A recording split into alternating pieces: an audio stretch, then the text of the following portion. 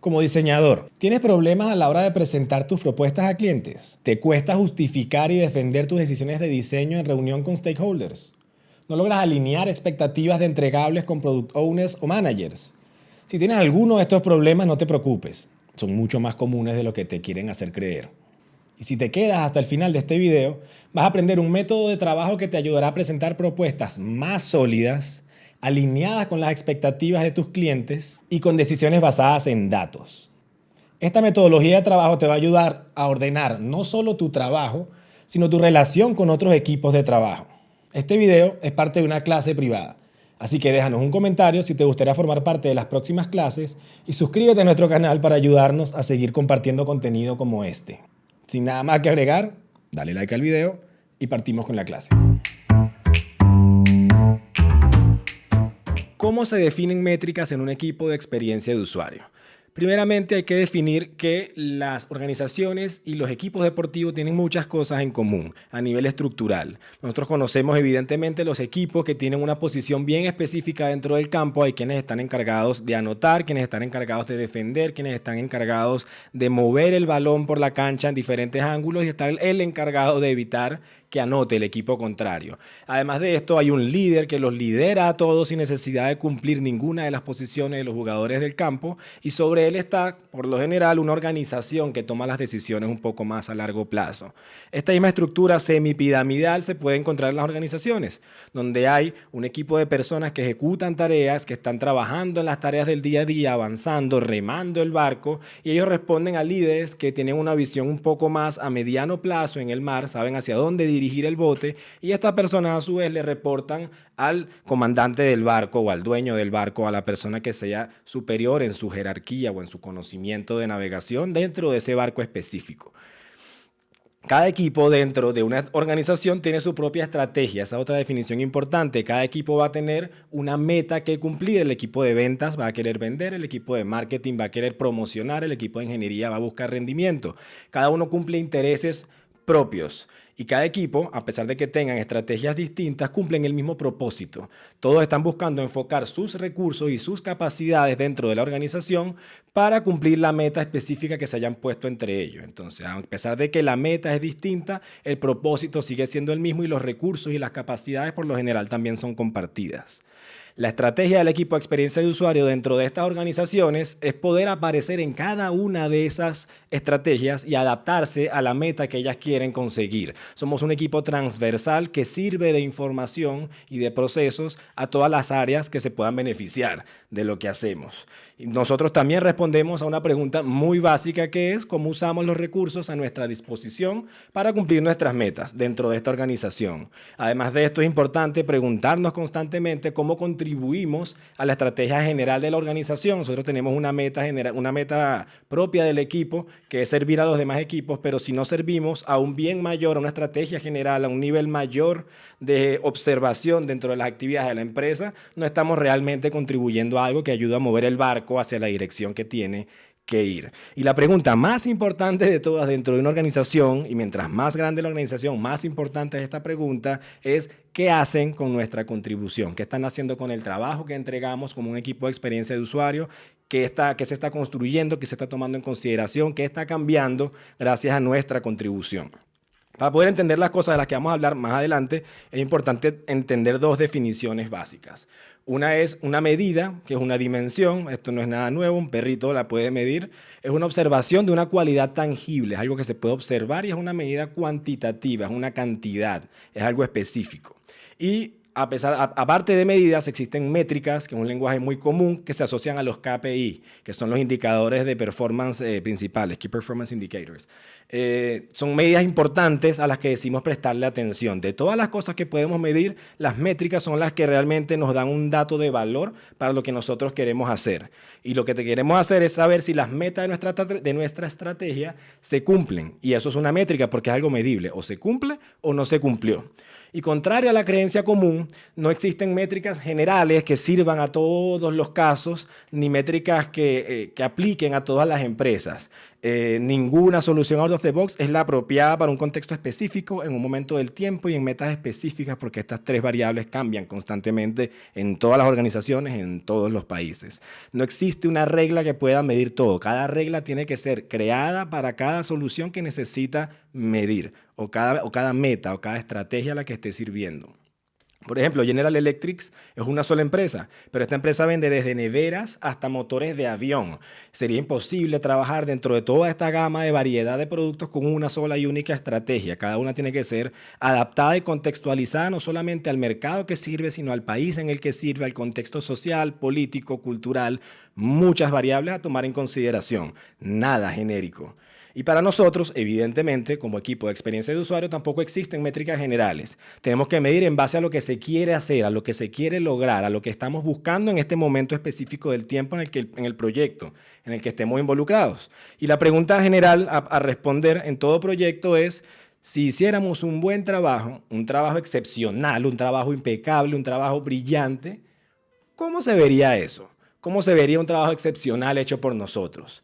Y hay una metodología que el señor Jared Spool se encargó de orquestar, de armar, y se le conoce como el resultado UX o el UX Outcome. Es básicamente una métrica de un resultado, la meta que se quiere perseguir y 4 columnas que la sostienen, que nos van a ir sirviendo datos en el camino de llegar a ese resultado. Es una metodología bastante práctica. Y el resultado es básicamente la respuesta a la pregunta básica: si hacemos un buen trabajo entregando un producto, un servicio, un proceso bien diseñado, ¿cómo mejoraría eso la vida de alguien? ¿Y qué significa mejorar la vida de alguien sin usar todavía la palabra usuario, que es la palabra más común en nuestro medio? Vamos a hacerlo con un ejemplo. Vamos a pensar en una aplicación de servicio de pedidos que está sirviendo a pequeños restaurantes y tiene un cambio de función. Muchos restaurantes pequeños, que son el target de esta aplicación, comienzan a instalarla y a probarla para validarla y ver si es apta para su negocio, y usándola comienzan a darse cuenta de que tiene problemas de flexibilidad. No permite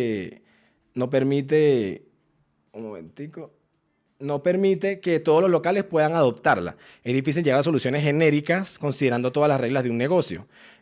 Imaginemos que esta app está teniendo problemas, está teniendo muchos pedidos por la cuarentena y hay restaurantes que se quedan sin ingredientes. Y la aplicación, por falta de flexibilidad, no permite pausar productos que se hayan quedado sin stock. O sea que las órdenes de productos que ya no existen dentro de la tienda siguen ordenando pedidos desde la aplicación que no pueden ser cumplidos por el protocolo de la tienda. Y estas son órdenes que evidentemente tenían que ser canceladas y tenían que contactar a los clientes para explicarles, y esto podría frustrar a algunos clientes. Y la frustración es el problema principal del diseño. Un cliente frustrado es un detractor en potencia. Un cliente frustrado es una persona que no va a repetir ni va a hablar bien de la experiencia, y mucho menos en estos tiempos. Entonces, ¿cuál sería el resultado a perseguir en este ejercicio específico? Si hacemos un buen trabajo con esta aplicación, una nueva función para esta aplicación, ¿cómo mejoraría eso la vida de alguien? Y básicamente hay 2 vidas que estaríamos tocando o mejorando en este caso. La vida de los dueños, que no tendrían que entrar en modo reparación de daños, ayudando a clientes a cancelar su orden por teléfono, explicándoles lo que está pasando con la aplicación, y la vida de los clientes, que no van a tener que ver su pedido cancelado, no van a ver en caso de que tengan un evento, un problema de retraso con la comida, los clientes van a tener su servicio tal cual como lo esperaban. Esas son las 2 vidas que tocamos. Entonces, los resultados serán diferentes para cada persona, para cada proyecto, en cada etapa del tiempo, en cada país, en cada empresa, en cada mercado. Son cosas bien específicas a medir y a estudiar. Por eso es que es importante realizar siempre trabajos de investigación. Básicamente, el resultado de experiencia de usuario, el resultado UX, también es un trabajo de investigación. ¿Y cómo se propone este trabajo? Es un trabajo que tiene que proyectarse en el futuro. Lo ideal es estirarlo lo más posible en el tiempo, porque esto va a abrir paso a pensar en un roadmap, en un mapa a seguir de acciones, en formas de hacer seguimiento para que este resultado realmente se esté acercando a estar completo, en lugar de que estemos dando vueltas como una organización sin llegar a las metas que nos proponemos. Y por muy tentador que suene, hay que evitar la mente de empresario. Los resultados del negocio no son necesariamente los mismos resultados de la experiencia. Suelen ser 2 cosas bien distintas, aunque vinculadas y relacionadas inevitablemente. La idea es estirar estos beneficios lo más largo en el tiempo. ¿Cómo se verá este beneficio en 1 año, en 2 años, en 3 años? ¿Cómo se va a ver esto que estamos haciendo ahorita? ¿Cómo va a perdurar en el tiempo?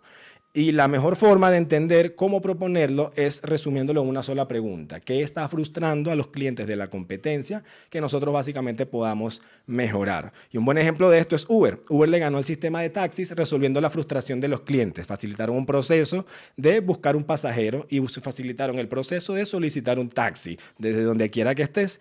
Y pedir un Uber es considerablemente más fácil que pedir un taxi. Uber no llegó a estos resultados por casualidad. Uber alcanzó estos resultados con investigación, primero empírica. Aparentemente, el fundador cuenta en entrevistas que más de una vez se mojó en la lluvia esperando un taxi, una situación con la que cualquiera podría relacionarse, pero investigando a profundidad descubrieron que había un problema en común, o muchos problemas en comunes, y decidió hacerse la pregunta básica del módulo que estamos viendo, que es cómo podemos hacerle la vida mejor a alguien, que en este caso es alguien que está pidiendo un taxi. Esa es la pregunta que tenemos que responder, y para poder tener en cuenta cómo alcanzar eso, tenemos las métricas de éxito sobre las que descansa el resultado que estamos buscando, que es mejorar la vida de alguien. Y la pregunta para las métricas de éxito es, ¿cómo sabremos que logramos ese resultado? ¿Cómo sabemos que ya hicimos el círculo, la dona con el auto para parar de dar vueltas y decir lo logramos? Las métricas de éxito también las podemos explicar con un ejemplo, con el maratón de Boston. Las métricas, un maratón, perdón, es una carrera de 26,2 millas, que es un número raro e inexacto. Para poder completar un maratón tienes que llegar a la línea de meta precisa y hacerlo en un margen de tiempo preciso, que es una métrica, porque es un cambio que podemos observar. O pasas la meta o no llegaste, o la cumples en un tiempo o no lo cumpliste. Es un resultado binario, básicamente. En el caso de las métricas para un proyecto de experiencia de usuario, existen cambios también que son tan básicos como de no se ha logrado a ya se logró. Pendiente, listo. Básicamente es el cambio de estado principal.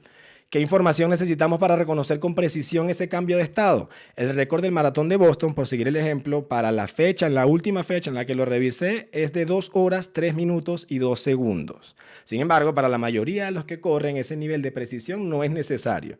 La mayoría de los que corren consideran 4 horas, 21 minutos un buen tiempo, y para mí solo terminarlo es suficiente.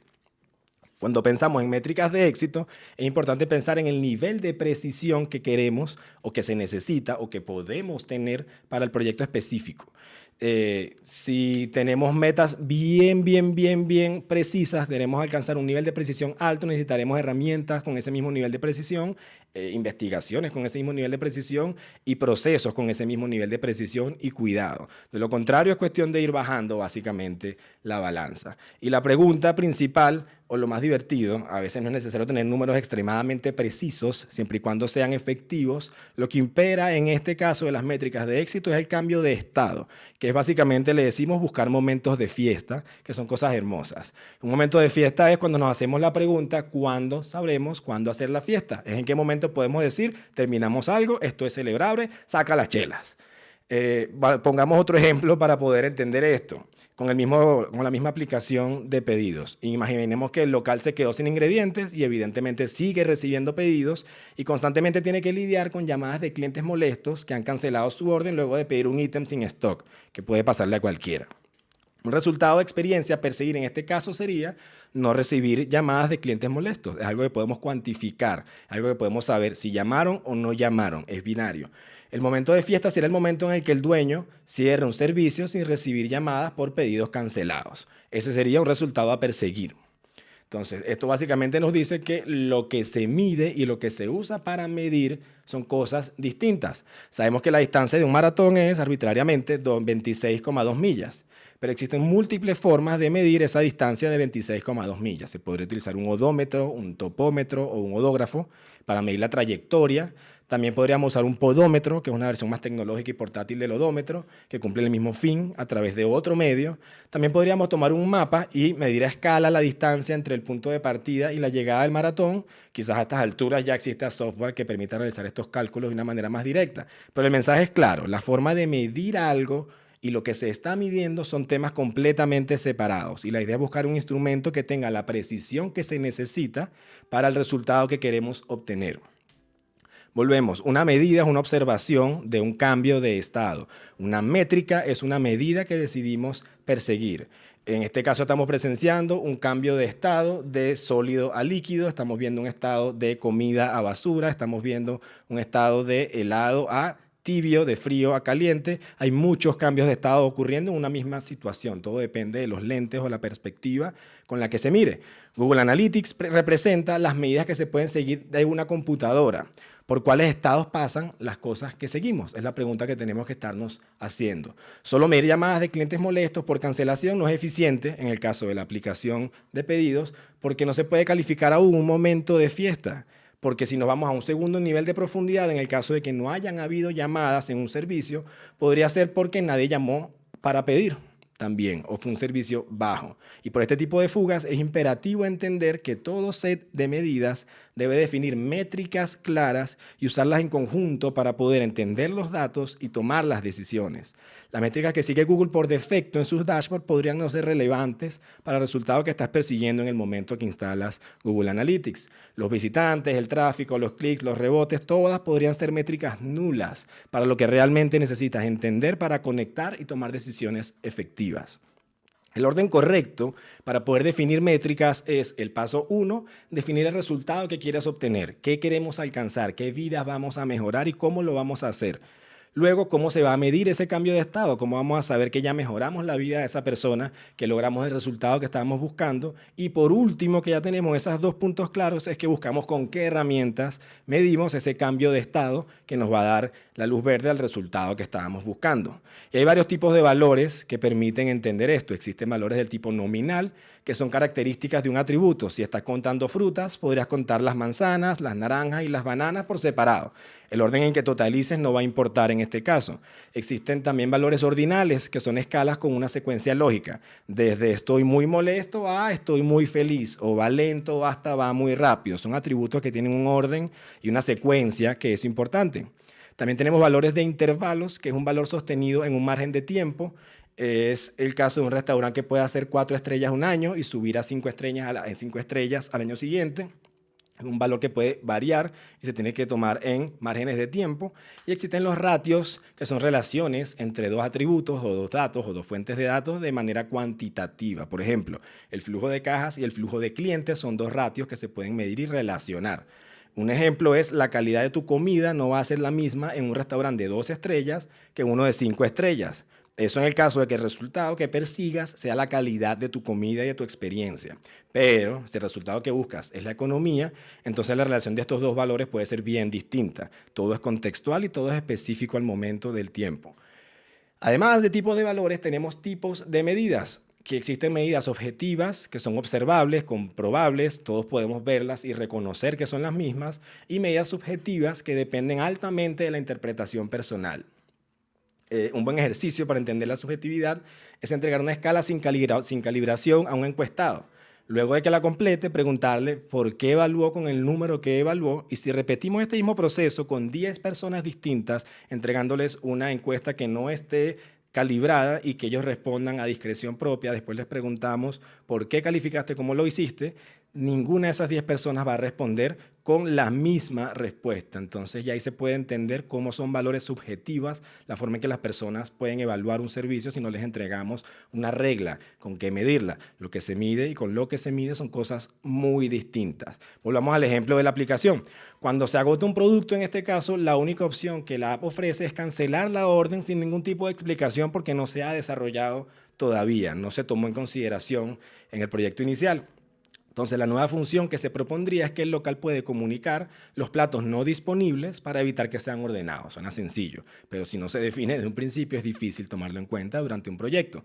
Y el resultado que se está buscando es que el local no tenga que lidiar con llamadas de clientes frustrados porque les cancelan sus productos y que los clientes puedan recibir sus órdenes exactamente como lo esperan. Las 2 vidas que queremos tocar aquí o que queremos mejorar son las de los dueños y los que mantienen el local, que no tengan que entrar en modo reparación de daños con clientes, y la de los clientes que no tengan que entrar en frustración porque un servicio no está funcionando como debería. Las métricas de éxito para saber si esto ocurre serían, 1, la cantidad, que es importante esta palabra, de órdenes rebotadas por sistema. Eso es un número. La cantidad de llamadas de clientes frustrados porque no han podido comprar o no reciben su comida. Es una cantidad, es un número, van 2. Y la cantidad de platos que se quedan sin stock en la aplicación o que se marcan sin stock. Esa es otra cantidad, otro número que es importante. Y entre estos 3 números podemos igual sacar relaciones y ratios bien interesantes. Se pueden sacar intervalos, se pueden sacar bastantes métricas de datos distintas en diferentes márgenes de tiempo. Entonces, para poder saber si lo estamos haciendo bien, este proceso o esta metodología descansa sobre métricas de progreso. Básicamente, terminar una carrera significa cruzar la línea final. Pero luego de tener claridad de que el resultado que estamos buscando está claro y cuál es la definición de qué buen trabajo hicieron, hay que pensar nuevamente en la maratón, que es un buen ejemplo. Un maratón es una carrera larga para llegar a una meta, no es un trote corto. Es el camino completo, una meta de mediano o largo plazo, más que un trote rápido. En este caso, la meta vendría siendo el resultado final, que bajo esta metodología es el outcome, el resultado. Las métricas de progreso son una colección de medidas que nos van a permitir saber qué tan lejos está esa línea y qué tanto hemos avanzado desde que partimos.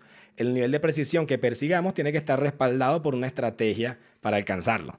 Pongo el ejemplo de Bolt porque Bolt corrió 9,63 segundos durante estas Olimpiadas, pero se estuvo preparando toda su vida para correr esos 9,63 segundos, que fue su proyecto. Entonces, otro ejemplo es con el maratón de Boston. Un maratón no es solo correr por correr, se trata siempre de llegar a una meta. El hecho de correr a veces puede dar la sensación de avance, pero no siempre implica avance. El maratón de Boston tuvo un caso de un participante que batió el récord que estaba para la fecha y después de investigar se descubrió que usó el metro para trasladarse. Posteriormente se determinó que esa no es una forma de correr el maratón de Boston y a partir de esto incluyeron piezas electrónicas para seguir la ruta de los competidores y asegurarse de que lo estén haciendo en el espacio de terreno que deberían estar corriendo el maratón. Para terminar el maratón de Boston no solo tienes que haber corrido los 26,2 millas, sino tienes que haber corrido nuestras 26,2 millas en este intervalo de tierra en el que lo estamos diciendo. Y mientras avanzamos en esa maratón, acumulamos progreso. ¿Cuánto hemos recorrido? ¿Cuánto falta por recorrer? Son las preguntas que nos respondemos para saber cuánto hemos progresado. La idea de tener métricas de progreso es asegurarnos sistemáticamente de que estamos moviéndonos en el camino correcto, en dirección a la meta, en la ruta que está pautada. En un maratón puede tener la forma de un marcador de kilómetros que te muestra la distancia que llevas y así monitoreas el progreso de tu carrera. Así sabes cuánto te falta recorrer, así puedes ajustar tus expectativas. Hay cosas que igual necesitan pasar en ciertos puntos en el progreso de estas rutas. En el ejemplo del maratón, los maratonistas requieren ciertos niveles de azúcar para poder continuar ciertos puntos del maratón. Por eso los atletas de alto rendimiento tienen monitores que les indican cómo mantener su cuerpo en funcionamiento durante un periodo de alta exigencia física como es un maratón. Y esto mismo es aplicable al proceso metodológico de crear un producto o una función en tecnología. Hay piezas que entran en funcionamiento en ciertos puntos específicos de cada proyecto y es importante conocer y entender los tiempos para completar la maratón, que es un proceso, un proyecto. Las métricas y la metodología deberían ayudar a entender estos puntos de control y a alinear al equipo con esto, que es similar a los puntos de progreso en una instalación que te detienen y te piden acceso o permiso a ciertos aspectos de tu computadora para poder completar una instalación. Un ejemplo de esto puede ser Elon Musk. SpaceX no inventó el viaje al espacio, ellos solo lo mejoraron a través de un benchmark, a través de una investigación. Ella sabe que la humanidad ha puesto humanos en órbita antes, ya existe un precedente, y esto le permitió conocer un proceso comprobado para asegurarse de que él pudiera cumplir su objetivo, que era enviar personas al espacio. Ese es el resultado. Esta investigación permitió conocer todos los puntos de control y todas las estrategias sobre las que él podría basar la suya propia. Entonces, bajo este concepto, innovar es algo relativamente simple. Cuando existen precedentes, lo único que se necesita para hacer algo innovador es nivelar los puntos bajos de una experiencia a una línea base y que eso ya mejore lo que es el estándar de una experiencia, los estándares en general. Todo esto se trata básicamente del estudio de comportamientos y actitudes de personas. El problema es que es muy difícil conocer intenciones, pero no imposible. Repetimos, ningún servicio genérico ofrece respuestas precisas a las preguntas específicas de un contexto complejo como el tuyo, como el mío, ni de personas específicas como nosotros y todos, que somos un mundo distinto. Las personas hacen cosas por motivaciones muy variadas, en momentos muy diversos, y crear instrumentos para medir esto, si no es imposible, es bastante difícil.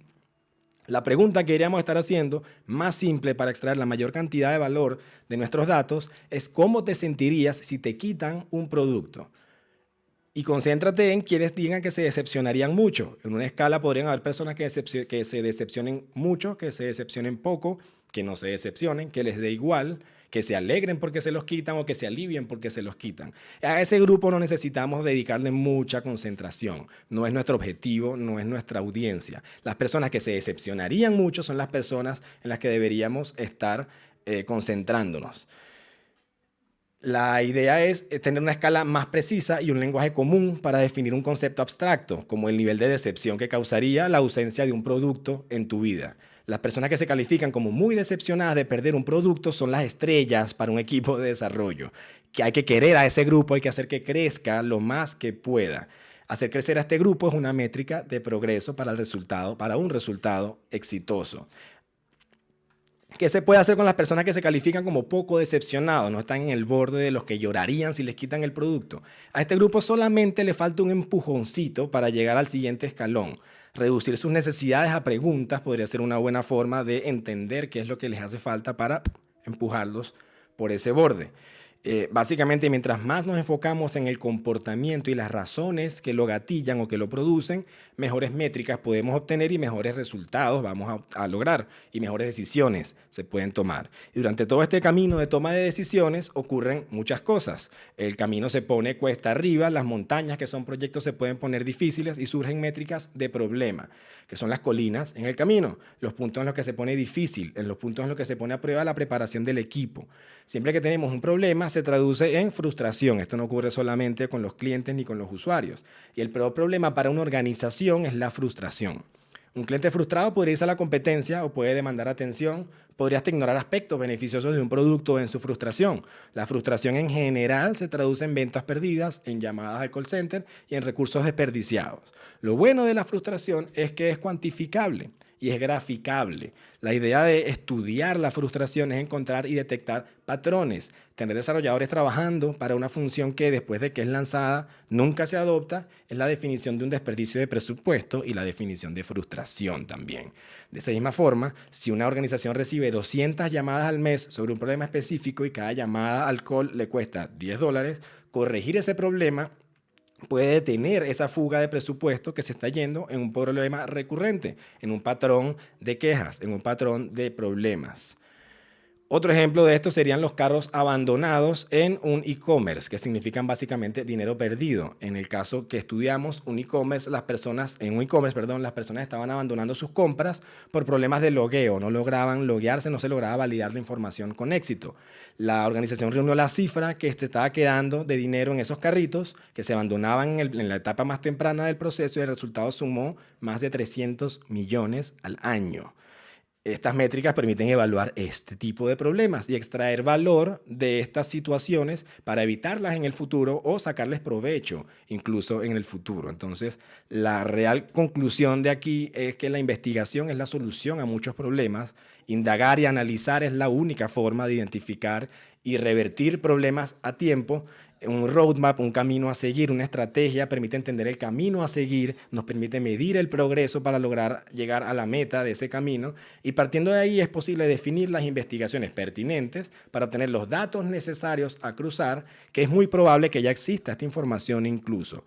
La combinación de medidas será diferente para diversas organizaciones, que ya lo hemos dicho. La idea es entender lo que sabemos y lo que no sabemos. ¿Qué existe? ¿Qué estamos haciendo y qué podríamos hacer? Lo último que ocurre en este proceso es que se descubren cosas y se conocen como las métricas de descubrimiento, que son qué datos tenemos ya en la empresa que sumen valor a la experiencia de usuario, que sumen a esta meta que estamos persiguiendo. El resultado de experiencia de usuario, la idea es alinear al equipo a través de métricas de éxito, de progreso, de problemas y de descubrimiento. Y vamos respondiendo preguntas en cada una de estas etapas. ¿Cuándo celebramos? ¿Cuándo tenemos un éxito?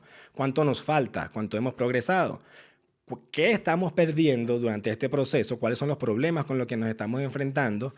Y básicamente lo último que vamos a aprender, ¿qué novedades aprendimos? ¿Qué descubrimos? ¿Qué no estaba planificado y ocurrió? Que siempre ocurre. Amazon es un buen ejemplo de esto. Amazon hace algunos años añadió una función a sus reviews. La función fue creada para ayudar a entender qué hacía un buen review, un review bueno, entre otros. Así que a algunos clientes les apareció un pop-up que les preguntaba, ¿te ha parecido útil esta información? Y con esto se dieron cuenta de que esa herramienta era mucho más valiosa de lo que esperaban. los reviews se venían presentando hasta ese punto de esa investigación de manera cronológica, de forma que si algo recibía muchos comentarios, los más antiguos se iban a perder en el fondo, aunque fuesen mejores que los reviews más nuevos o tuviesen más sustancia. No era el orden que se le estaba dando, era cronológico. Y a veces un buen dato de valor interno puede incrementar o triplicar su valor si se expone a la audiencia. En este caso se convirtió en un estándar web la opción de votar por qué reviews han sido más útiles para tomar decisiones y dejarlos como una pieza clave o una herramienta dentro de la toma de decisión final cerca de la compra. Spotify también hace esto con los datos. Spotify cruza datos entre usuarios similares. Ellos ven la música que tú escuchas, toman el rating que le das a la música que escuchas y basado a ese rating, cruzándolo con otros usuarios, buscan gente similar a ti para comparar lo que ellos escuchan con lo que tú escuchas. Y lo que ellos escuchan que tú no lo tengas, ¡pam!, es tu radar de novedades o tus descubrimientos semanales. Existen piscinas de datos, existen datos en la mayoría de las organizaciones que quizás se estén traqueando, quizás no se estén guardando, pero se están generando seguramente, a los que ya les podemos dar utilidad. Existen piscinas que no están conectadas y si no están relacionadas, estos son datos que se están perdiendo. Los datos se están convirtiendo en una herramienta que es necesaria conocer para los diseñadores, tal cual como lo fue en su momento conocer el código. Así como tener un pie en el front nos ha permitido entender límites y oportunidades y entendernos con equipos dentro de una organización. Tener un pie en la analítica también nos va a permitir entender de proyección y de puntería y errar menos seguido. Los datos son un medio para mejorar un resultado que se busca, si esto se hace de buena manera. Este es el entendimiento clave. La metodología del diseño es relativamente nueva, que necesita adentrarse en el data science, en el machine learning, en la inteligencia artificial y afines. Tenemos que entrar en contacto con las ramas de la tecnología que están extrayendo datos. Y una cosa es tener datos y otra cosa muy distinta es tener la capacidad para tomar decisiones efectivas con los datos. Que tengamos datos a nuestra disposición no significa que estemos capacitados para tomar decisiones efectivas con ellos. Cuando Netflix comenzó su motor de recomendaciones, les tomó semanas construir un algoritmo. Construir un producto de calidad toma tiempo, toma adaptación, toma errores y toma correcciones. Es normal. Hay que entender también sobre algoritmos. Le estamos diciendo cosas a las personas sobre ellos mismos. A nuestros usuarios les estamos hablando y revelando cosas de ellos mismos. Existió el caso de un servicio médico que envió felicitaciones a una persona que no quería divulgar que estaba embarazada y le enviaron un mensaje de felicitación por un embarazo, por una prueba. No se consideraron temas de privacidad en esta base y hay básicamente que entender sobre algoritmos. Hay que entender también sobre limitaciones que puedan existir, que puedan bloquear nuestras intenciones. En el caso de Twitter, un ejemplo, en Chile, creo que en América completa, no bloquea absolutamente ningún tipo de contenido sobre los nazis, pero para poder operar en Alemania, Alemania los obligó a poner un bloqueo en cualquier tipo de contenido relacionado a los nazis o a la promoción de este tipo de cultura. Twitter evidentemente accedió y fácilmente bloquean y tienen un trabajo extra que hacer. Hay que entender que estas son cosas que pueden ocurrir regionalmente, pueden ocurrir por temas políticos, por temas sociales, culturales, por contextos momentáneos también. Hay muchas limitaciones que pueden bloquear varias cosas que se quieran hacer. Y como conclusión, lo único que si llegaste hasta este punto de la charla quiero que realmente entiendas y cales es que el diseño dirigido por datos es una metodología nueva, pero es la forma más efectiva de reducir el margen de error en una organización que trabaja en tecnología, que trabaja con diseño, que trabaja con comunicación entre computadora y usuario. Y básicamente es una rama que necesita estudio, que necesita apoyo, que necesita comprensión y que le den cabida dentro de la toma de decisiones de las empresas para poder tomar cada vez decisiones más efectivas y poder tener cada vez usuarios y clientes y personas más felices. Mi nombre es Andrés Fermín. Me pueden seguir en Instagram como fermin.png y pronto estaremos publicando más contenido como este.